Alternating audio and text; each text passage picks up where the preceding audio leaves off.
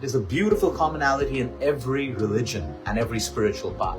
It talks about speaking blessings over ourselves. Speak the life you want. Speak the skin you want. Speak the weight you want. Speak the love you want. It speaks. There's this beautiful commonality showing us the power of our words.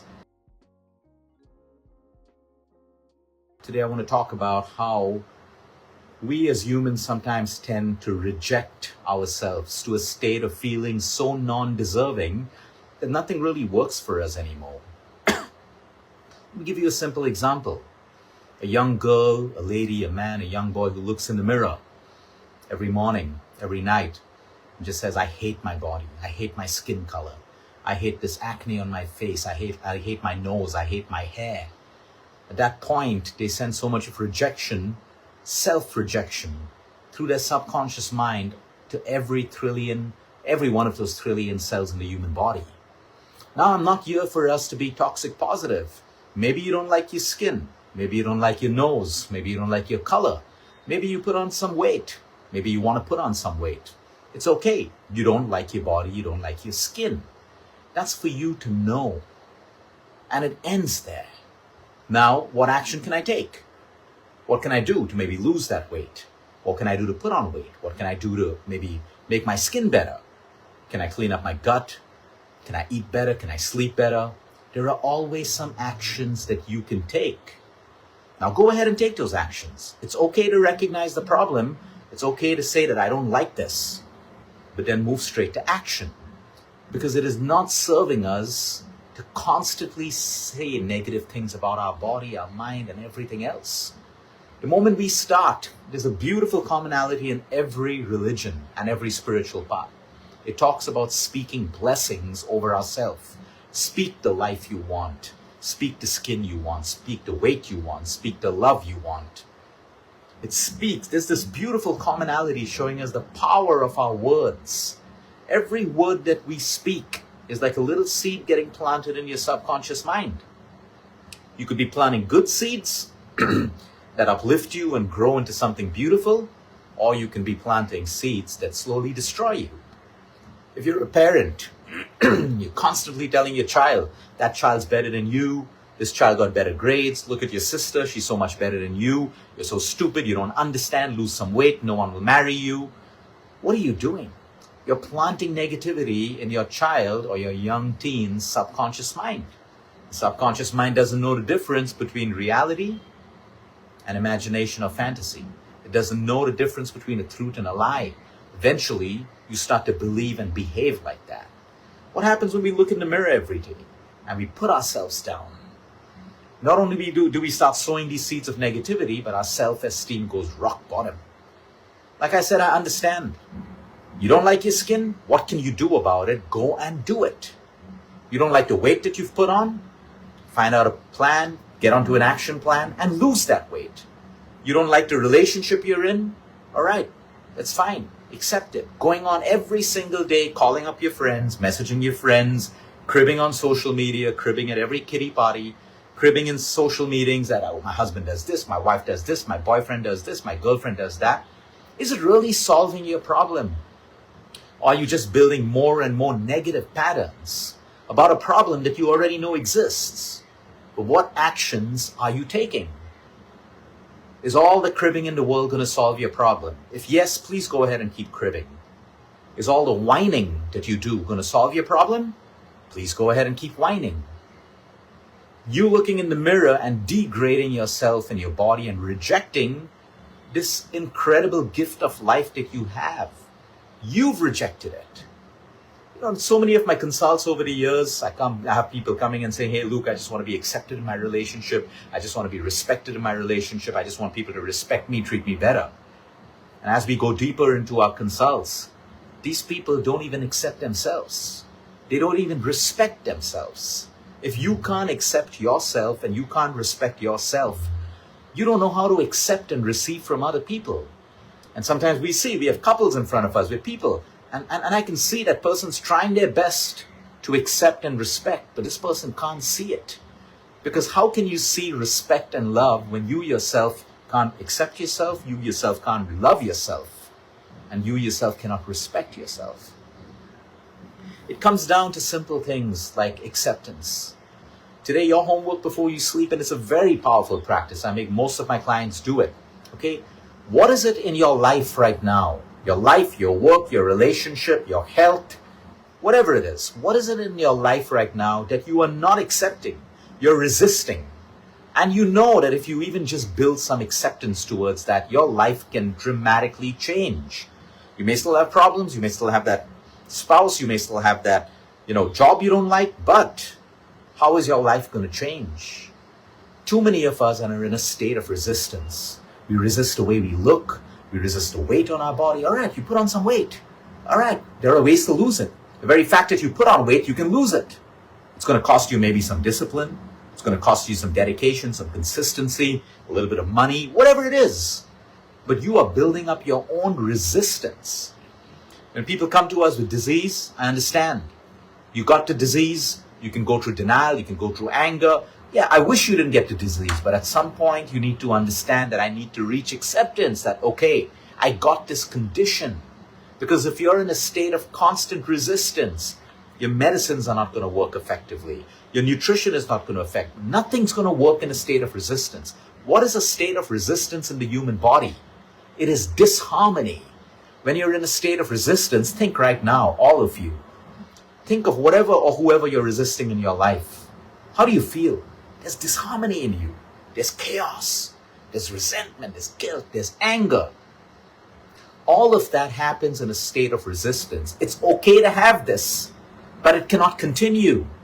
If you're constantly in a state of resistance, you're constantly in a state of sympathetic nervous system, fight and flight. It's not great for healing. It's not great for recovery. It's not great for growth, repair, digestion, your hair, your skin, and everything that you're trying to fix. So we need to understand that sometimes we need to accept things, people, moments. Maybe we don't like it, but we can go a life not liking it, and it gets us nothing. That's why I want all of you to reflect today. What are some of the things or some people that you need to accept? This does not mean you become a doormat. A lot of people say, but Luke, if I accept these people, I'll become a doormat. No, you become a doormat if you allow people to walk over you. You become a doormat if you've not drawn your boundaries. You become a doormat if you've not learned to stand up for yourself. You become a doormat when you're living in fear, when your self-esteem is so low because you don't think you're important enough. You haven't given value to who you are as a person. Over the last couple of days, I've had several talks across different parts of India, and there's one thing I've been telling everyone. Strip away your label of a husband, a wife, a daughter, a CEO, whatever. You are a human being. Strip away all the layers. What do you want? What do you need as this human being? Forget about as your role in life. You need to know before you add roles and before you add labels, who are you? What do you need? What do you want? What makes you happy? What are your values? What are your core values? What do you know are your areas of opportunity? What are your strengths? If you don't know these things, as you add the labels to your life, people around you are going to define you and who you should be. And that's when we feel you want to resist things that are not natural. You want to resist things that are not aligned to you. It is so important for us today to understand that if you don't like something about you or your life or your relationship or your job, what can you do to change? What actions can you take? But constantly cribbing about it is never going to solve your problem. And that is why a state of acceptance is where everything starts to happen. All right, I can't change this relationship right now. I can't get out of this relationship right now. What are the actions I can take to make things better? At least for myself, because I deserve it. Everyone says, oh, get out of a relationship you don't like, quit a job that you don't like. These are easy things to say. It isn't easy for everyone. Dynamics are different. Life situations are different, but even then, it's your personal responsibility to accept that, okay, this is how it is right now. I accept this. I don't like it. I wish it was better. You can intend for it to be better.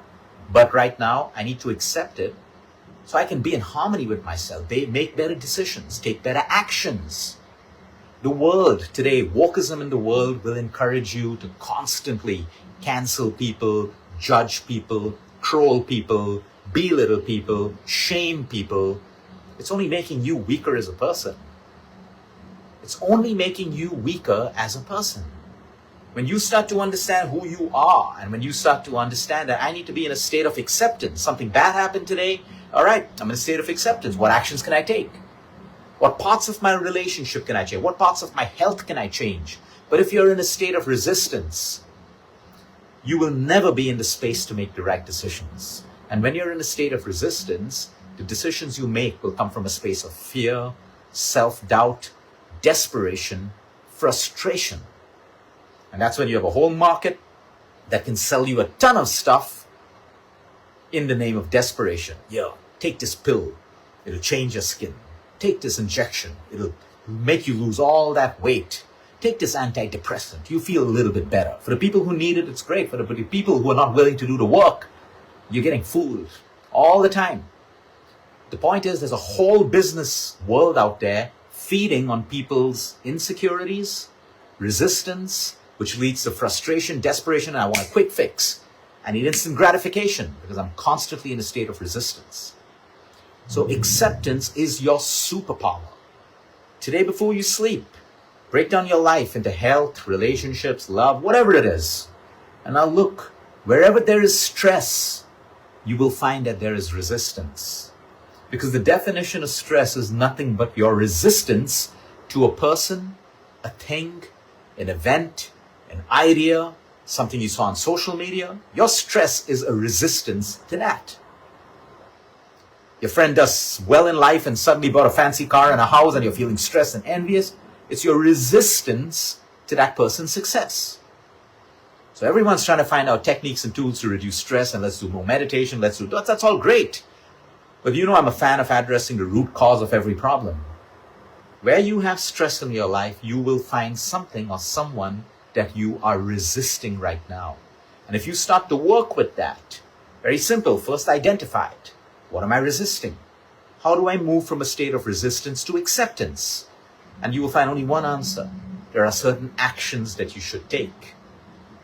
Some of those actions could be, I just got to let go. I just got to accept. I just got to surrender. Or maybe I'll start working out. Maybe I'll start getting the best doctors, nutritionists, and looking at my health. Maybe I'll start praying. Maybe I'll start changing my limiting mindsets and beliefs that I've carried for the longest time. These are all actions that move you towards the result, not resistance. In resistance, you're scrambling blindly. You're clutching in the air, grasping in the air for anything that just makes you feel safe and good. And like I said, there's a whole business world out there waiting to feed that and give that to you. Ever figured out why most people don't want to take the long cut, do it the right way? Very few people want to do that. You find out because everyone's in a state of desperation. Desperation comes from a space of non-acceptance and resistance. So today when you look at yourself in the mirror, you don't like something about you? All right, but I still love myself. Reiterate that. I don't like my skin. I love me, but I'm going to change that. I'm going to make these changes. I'm going to take professional advice if required. I'm going to take therapy, whatever it is that you need to do. But the same way, like I keep telling people, I keep telling parents, you want to discipline your child. I'm a fan of discipline. Keep reminding them that you love them. That, hey, I love you, but I do not accept that behavior. I love you, but this is absolutely not acceptable. Don't be the parent. Don't be the spouse that pulls away love when you're trying to correct an action. Don't be the parent or the spouse ever, or the girlfriend or the boyfriend or whoever, the parent that tries to pull away love to discipline someone. That is the worst way to teach anyone a lesson. The worst way. When you pull away love, guess what happens? It gets pulled away. You create space, a lot of space. So you discipline, draw your boundaries, be assertive, demand whatever you need, but never take away love. Never take away the feeling of safety from yourself or everyone else. Every day you reject yourself in the mirror, you're just making yourself feel more and more unsafe, and you're dropping your self-esteem more and more. That's not the best position to be in at any given point for your health, for your joy, or for your happiness. So do that homework today. Simply sit down, find out where do I have stress in my life? What am I resisting? All right, how can I change this? What actions can I take? And that is the only fundamental tool that you have. Then you add meditation, whatever else you want, a warm bath, a candle, camphor burning. That's all on the surface. Do it. I don't have a problem with that. Sometimes we got to do the hard work. We will sometimes find that we're so egoistic, so entitled, so proud, that is the only thing we need to break to move into a state of acceptance. We think, how? Why could this happen to me? Why me? Why me? Why me? Why not us? Who are we? Who are we? We're just absolute human beings, and anything can happen to anyone. No matter how much money we have, how good we look, how good we don't look, who we are with, it doesn't matter. We're human beings, and anything can happen to every one of us. Accept that, so you live more humbly, you have more humility, and when things happen to you, you move into a state of acceptance because, hey, it can happen to anyone. You want to prevent it from happening? What are the actions that I can influence? Do that. Have a great evening and have a great night of sleep.